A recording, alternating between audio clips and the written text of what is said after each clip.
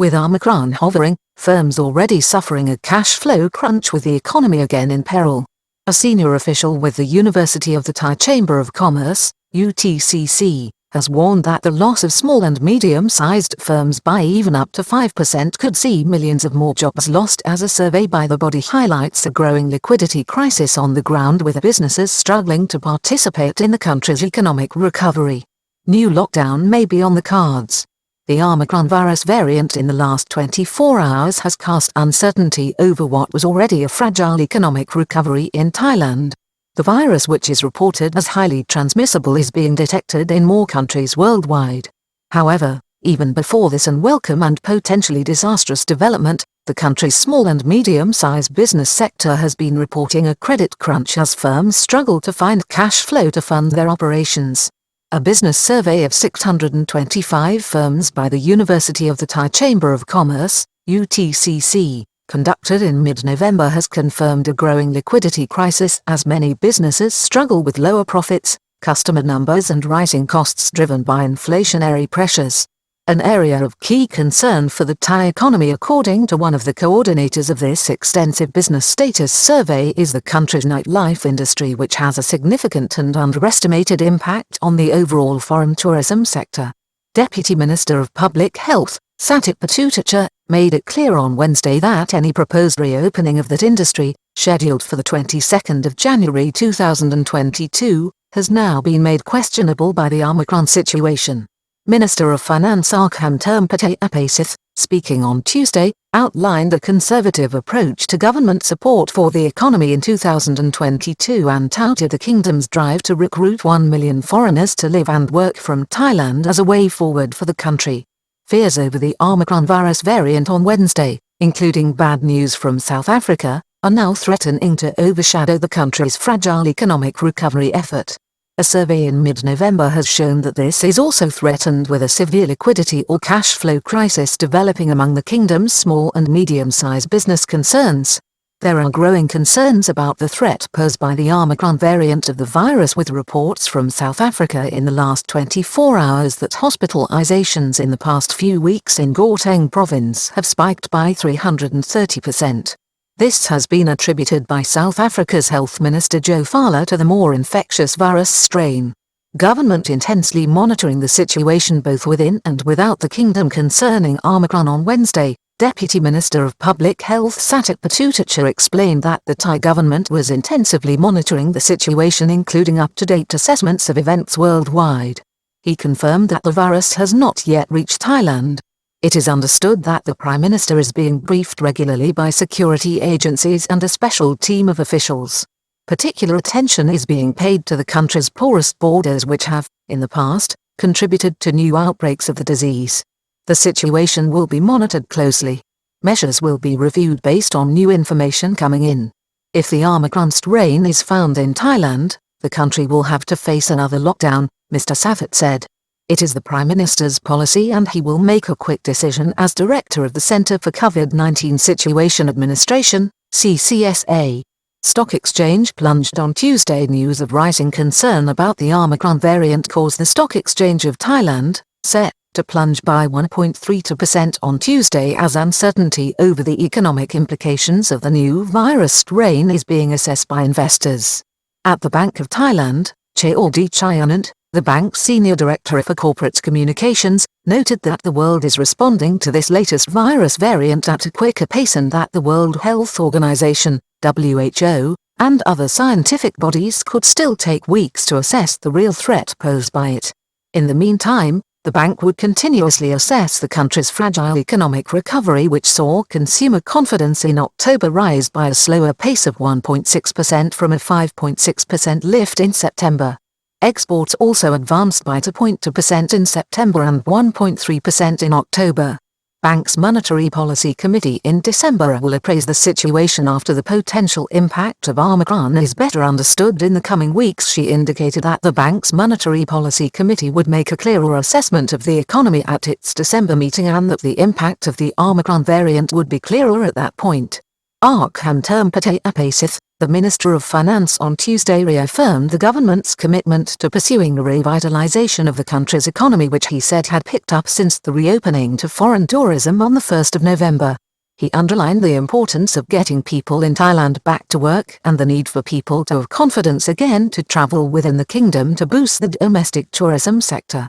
Government's ambitious program to attract 1 million high-net-worth foreigners is going ahead. Mr. Arkham also mentioned the government's program to attract high-net-worth individuals to come to live and work in Thailand to boost investment and money circulating within the economy.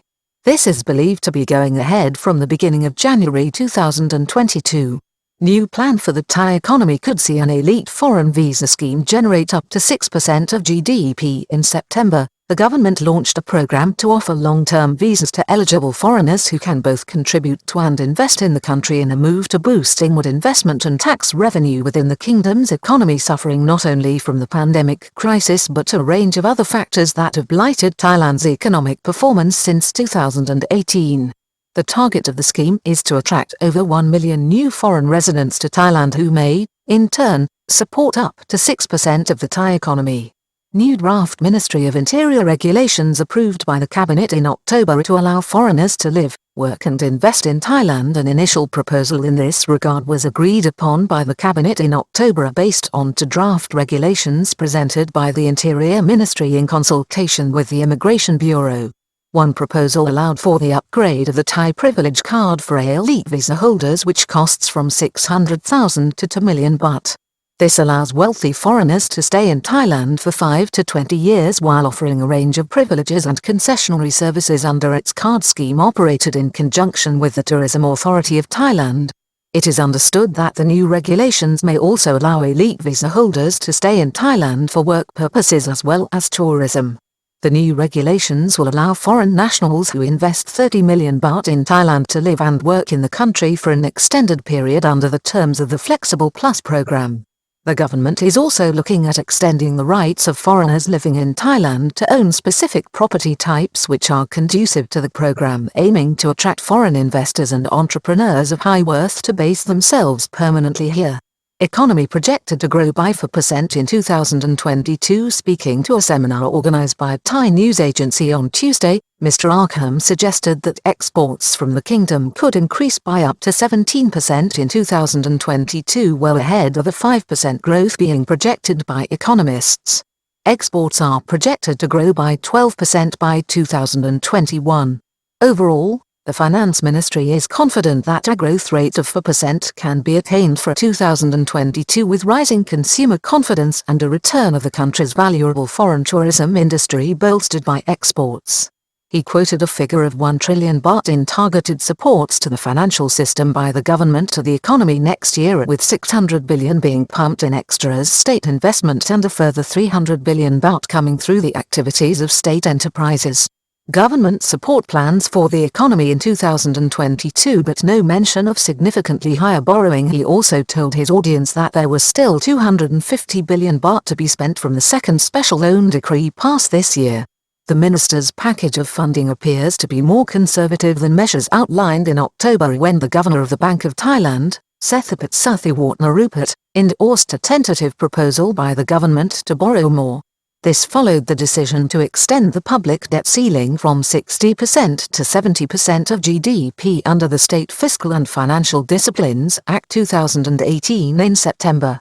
More borrowing is a strategy agreed by most economic experts, including the World Bank and IMF. Significantly, the Minister of Finance did not mention plans, announced in recent months, for this further borrowing of the third tranche of special financing estimated to be 1 trillion baht.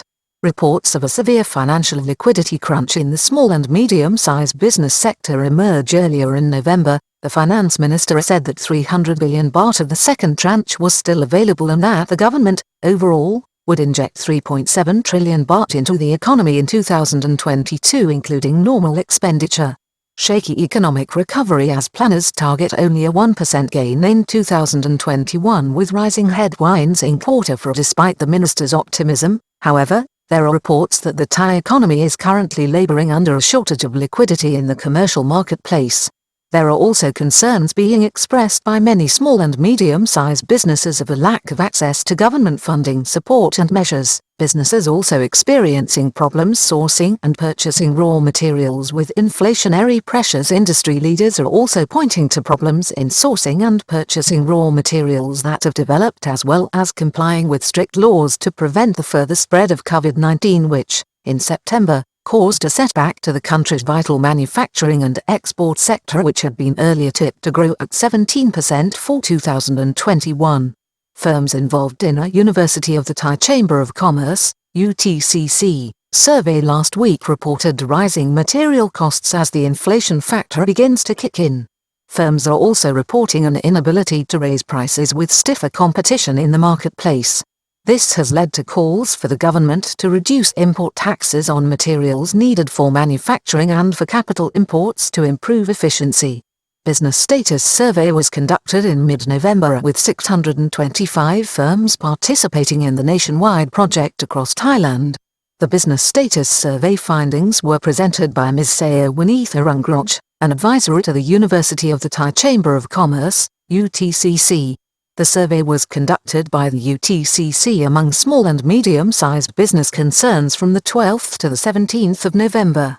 It indicates that the economic scenario on the ground may be a lot more difficult than government planners appreciate. It received detailed input from 625 firms involved in industry, trade and services across Thailand. This included many of the businesses badly impacted by the COVID-19 crisis, including restaurants, wholesalers and tourism service providers.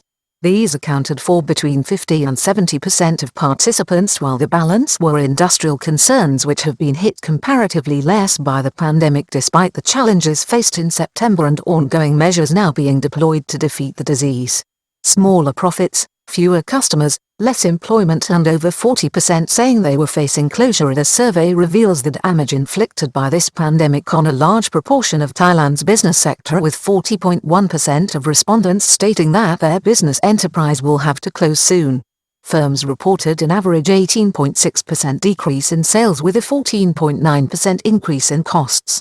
Profits declined by 20.6% on average, with incoming orders down by 15.3% amid decreasing liquidity.